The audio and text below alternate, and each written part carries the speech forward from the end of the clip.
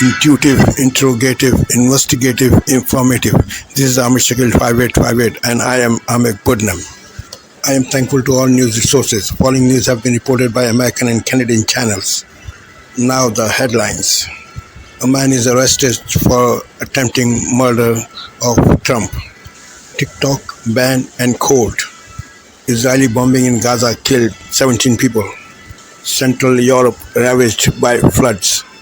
Gas pipeline explosion near Houston. U.S. Postal Service and elections. Boeing strike and problems. Tito Jackson died.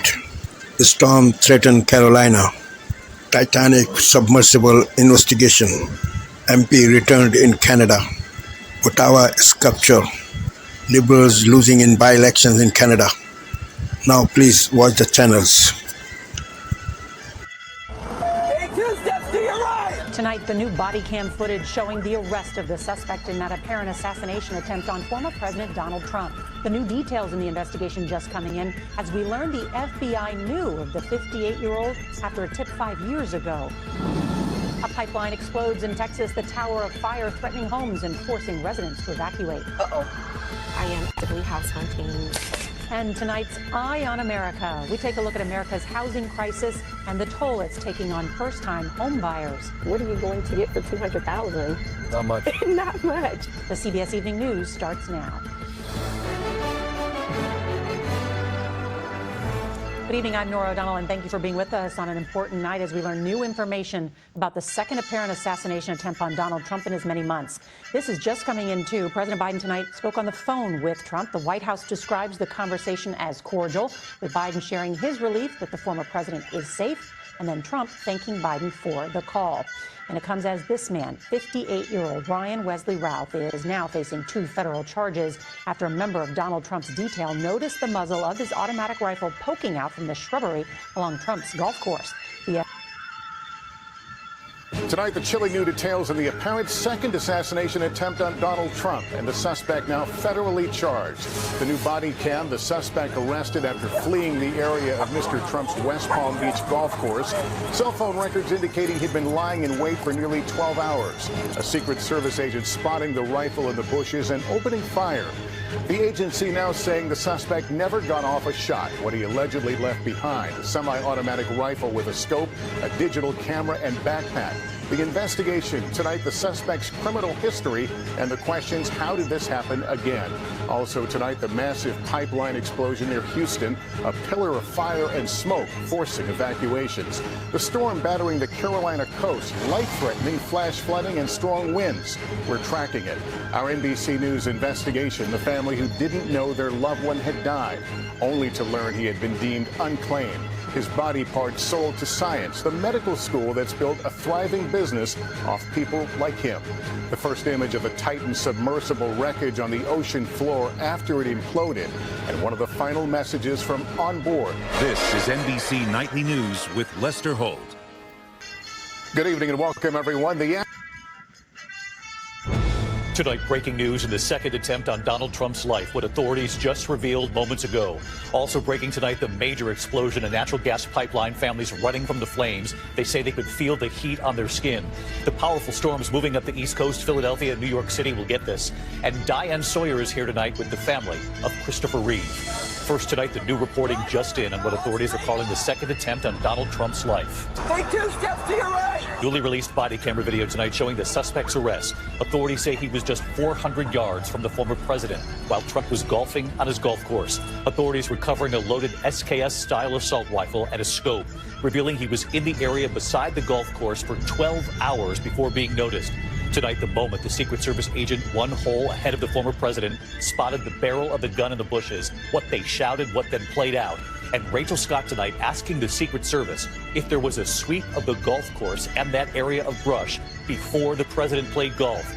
And Pierre Thomas and what we've learned about the suspect already.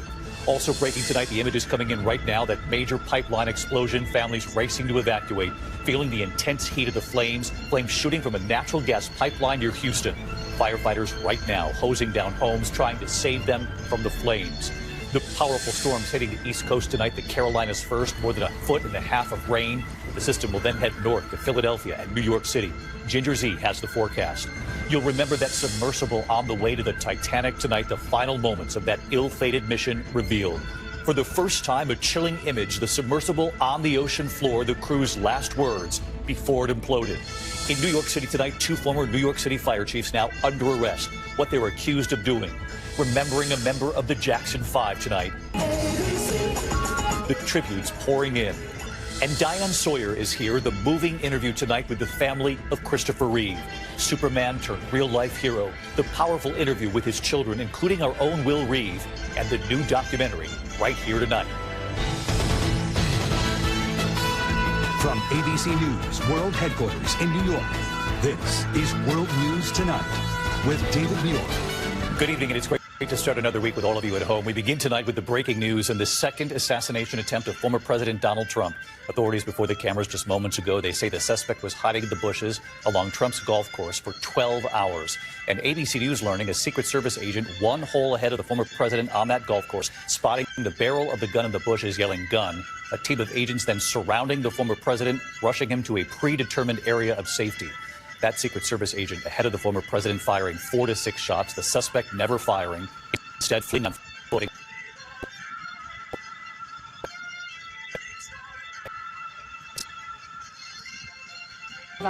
And I'm Jeff Bennett. On the NewsHour tonight, a second apparent assassination attempt on former President Trump, this time at his Florida golf club, raises more questions about Secret Service protection. TikTok fights for its existence in court, the legal challenge to a law that would ban the app in the United States. And on another deadly day in Gaza, the United Nations Coordinator for Relief discusses the dire circumstances there. The needs have only grown because the whole of Gaza lies in ruins.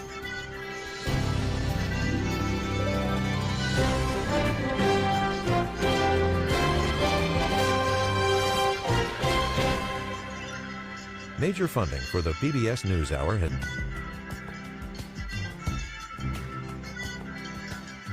I'm Stephanie Tsai with NewsHour West. Here are the latest headlines. In Central Europe, authorities say at least 16 people have died in catastrophic flooding. A slow-moving storm system is pounding the region with unrelenting rain. Sejal Korea of ITV News has our report. Such is the size and scale of the flooding across Central Europe, it's being conditions move in. And Storm Boris moves on. Italy next in its path. Sejal Korea, ITV News. In the Middle East, Palestinian officials say Israeli airstrikes killed 16 people today across the Gaza Strip. One of the strikes crushed a home in a refugee camp in central Gaza, killing at least 10 people. Meantime, political tensions are growing within Israel amid reports that Defense Minister Yoav Gallant may lose his job. Gallant has become one of Prime Minister Benjamin Netanyahu's biggest rivals in the cabinet. Speaking in Washington, D.C. today, Israeli opposition leader Yair Lapid, who is himself a Netanyahu critic, urged the prime minister to keep Gallant. I expect him to run the country better than he does in ways, the terrible circumstances. The U.S. State Department has marked the 2-year anniversary of Mahsa Amini's death in Iran to call on the country's new president to do more to protect women. The 22-year-old died after she was arrested by Iran's morality police for allegedly not wearing a headscarf properly. In a joint statement with other nations, U.S. officials urged the new Iranian administration to ease pressure on civil society in Iran and to end the use of force to enforce the hijab requirement. Ohio Governor Mike DeWine authorized state troopers to patrol schools in Springfield today as the school district endures a series of bogus bomb threats. The troopers will conduct daily bomb sweeps using explosive sniffing dogs. Most of the threats are originating overseas. They started after former President Trump and his running mate J.D. Vance falsely stated Haitian migrants in Springfield are eating pets. A gas pipeline that exploded in the Houston suburbs this morning sent a geyser of fire into the sky. A neighborhood and some schools were evacuated. Intense heat ignited fires in nearby homes. Firefighters tried to contain the flames. The operator of the pipeline says it could take hours or longer for the fuel to burn off. Officials said the focus is on keeping the fire controlled. All the resources that can be expended are here and present. Again, we're just in a containment mode to any of the facilities that are in close proximity. One firefighter suffered minor injuries. The blaze ignited when a vehicle struck an above-ground valve. The head of the U.S. Postal Service says he is personally fully committed to ensuring that all 2024 election ballots are delivered on time. Those comments come after a group of election officials raised concerns about the Postal Service's ability to deliver millions of ballots in November.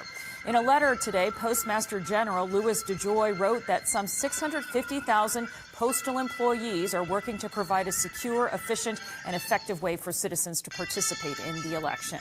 He added that in 2020, 99.9% of ballots were delivered within 7 days. Boeing says it's freezing all hiring and will consider temporary layoffs to offset the impact of an ongoing strike by factory workers. More than 30,000 Boeing staff on the West Coast are on their fourth day of a strike for better pay. Negotiations are expected to restart tomorrow. Boeing has seen a drop in orders for new planes after a piece of a passenger jet broke off in January, sparking safety and production concerns. American gymnast Jordan Chiles filed an appeal with Switzerland's Supreme Court today in an effort to have her 2024 Olympics bronze medal restored. Chiles was stripped of the medal in the women's floor final after the International Gymnastics Federation overruled a last-minute scoring appeal that boosted Chiles into third place. Chiles maintains that video evidence shows the U.S. appeal was filed on time. And a passing of note, Tito Jackson, one of the 5 brothers who formed the hugely popular Jackson 5, has died. He sang background vocals and played the guitar for the iconic group, which ignited the career of younger brother, the late Michael Jackson.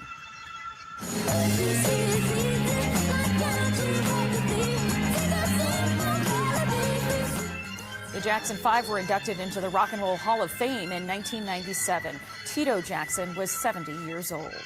Still to come on the NewsHour, Tamara Keith and Amy Walter weigh in on the political implications of a second apparent Trump assassination attempt. A Miami climate activist turns warnings about sea level rise into a collaborative art project. And members of a multi-generational apartment community give their brief but spectacular take on family.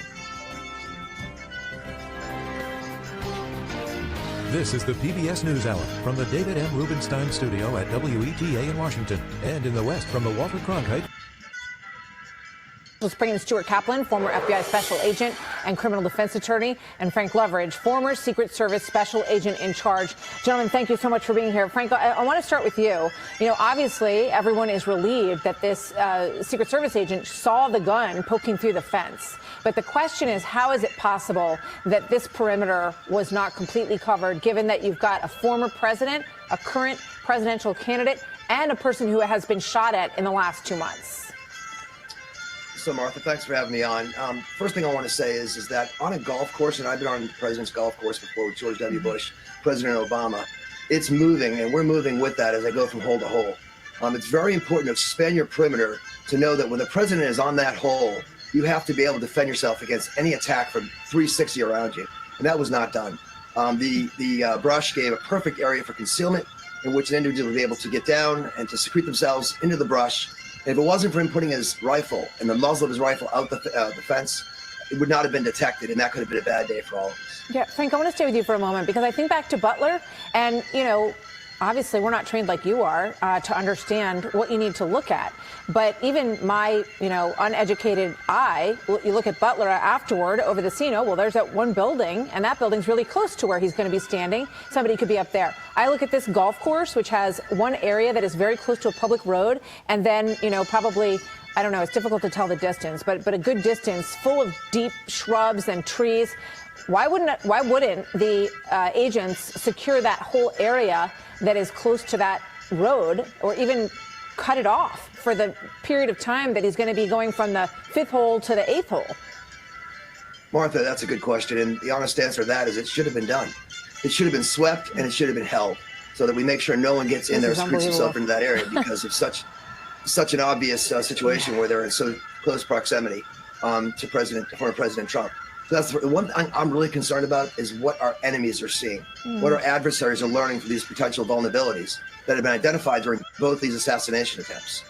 It's very important that we do something to be able to fix them right away because an organized attacker, unlike the 20-year-old from Butler, the 58-year-old from Mar-a-Lago, somebody that's organized, could have really, really planned that well and could have potentially been successful. Yeah, well, both of these guys got within fairly reasonable shooting distance of this president, and I think it's astonishing. I think it's absolutely unbelievable that just 2 months later, we don't have something much more secure in place. Stuart Kaplan, your thoughts and your concerns and the questions on your mind today.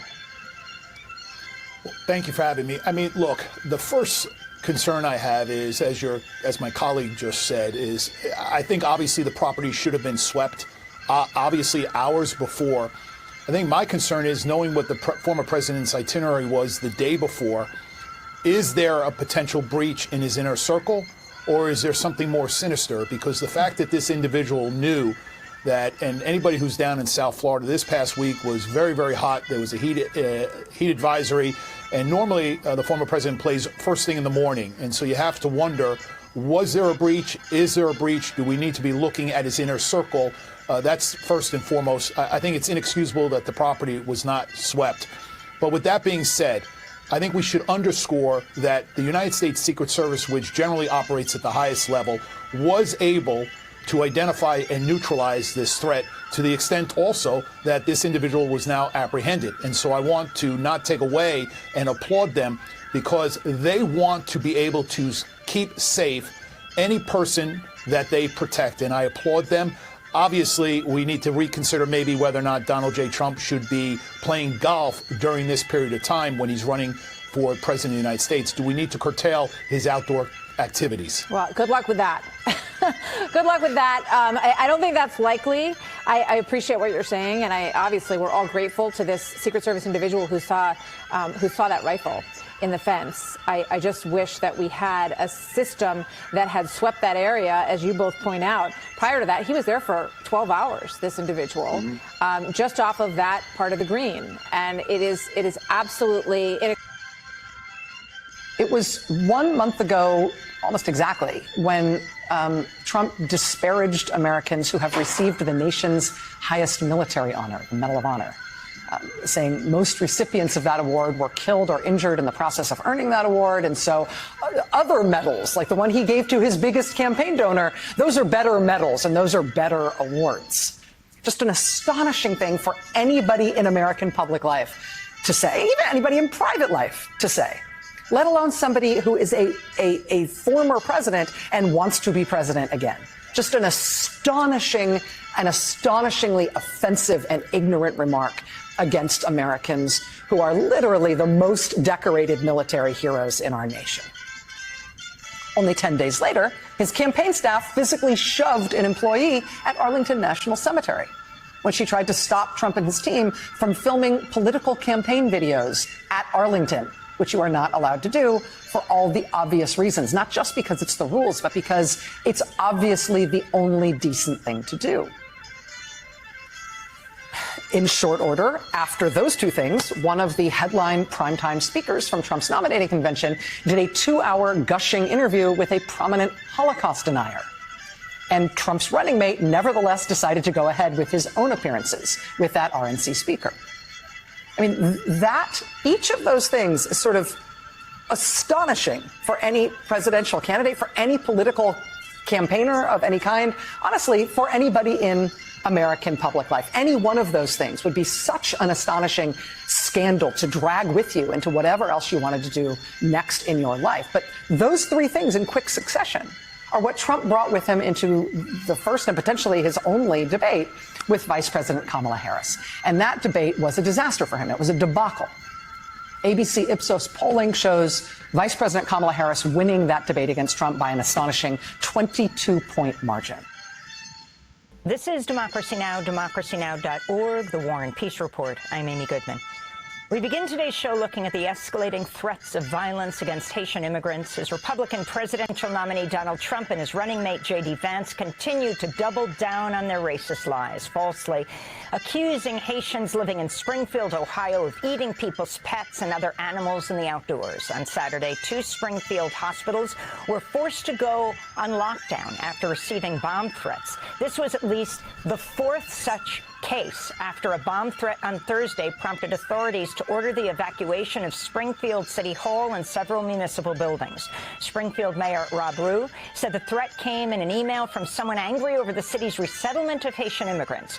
2 colleges in Springfield, Wittenberg University and Clark State College, also received shooting and bombing threats over the weekend, prompting officials to cancel events and move classes online. On Sunday, Vance defended the far-right racist lies during an interview with CNN's Dana Bash.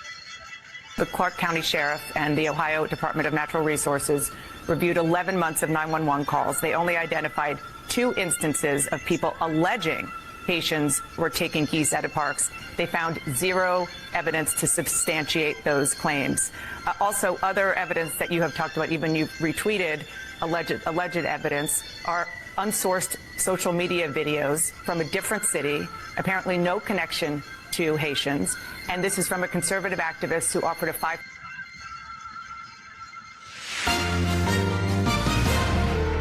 On this Monday night, new details about the man charged in an apparent second assassination attempt on Donald Trump. How close the suspect got to Trump, his troubled past, and how the Secret Service spotted him.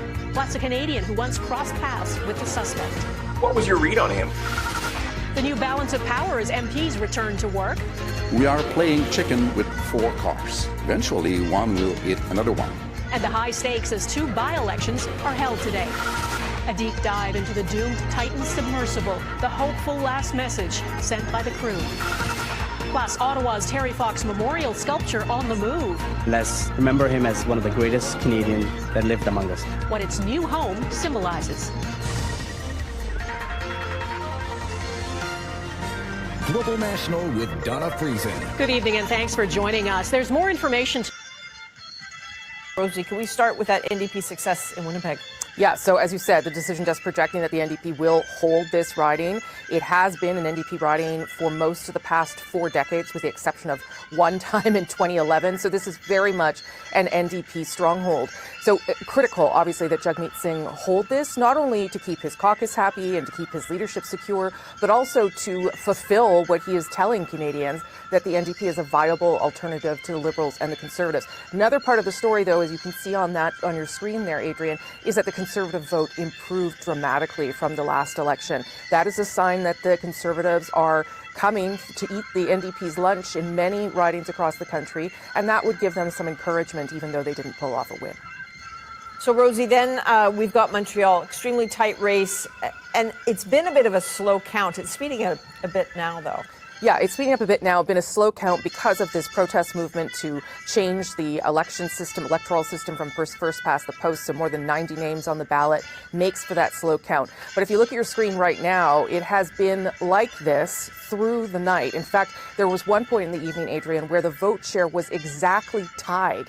And you can see there the lines almost, you can't even distinguish one from the other. That's how tight things are, separating from 140 votes to 60 votes. But this is a Liberal stronghold. It should not be this close for the governing party, and it should not be a 3-way race with the NDP and the Bloc Québécois. This is troubling for the Liberals. It would be another sign that an unpopular government is having a hard time in places where it shouldn't. If they manage to pull off a win tonight, it will be lucky and probably not as significant as they want.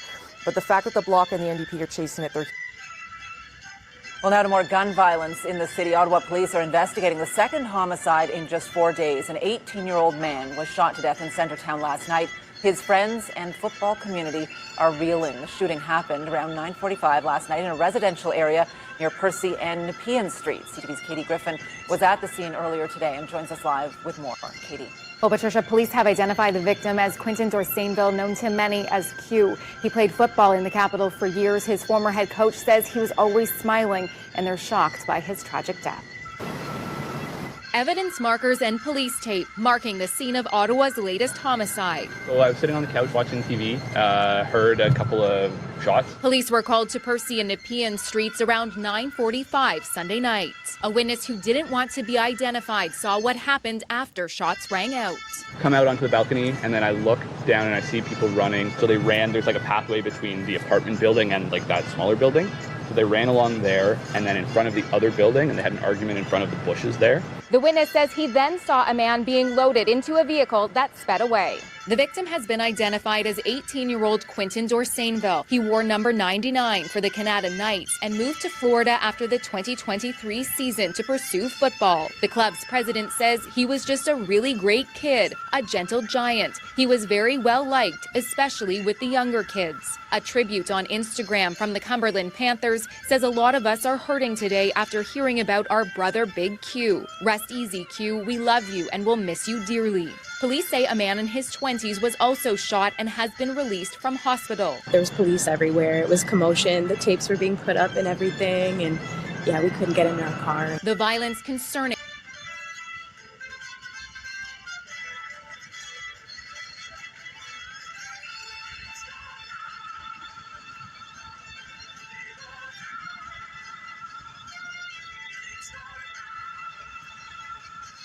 Thank you for sparing your precious time. This is Amir Shakil. Have a good life. Bye-bye.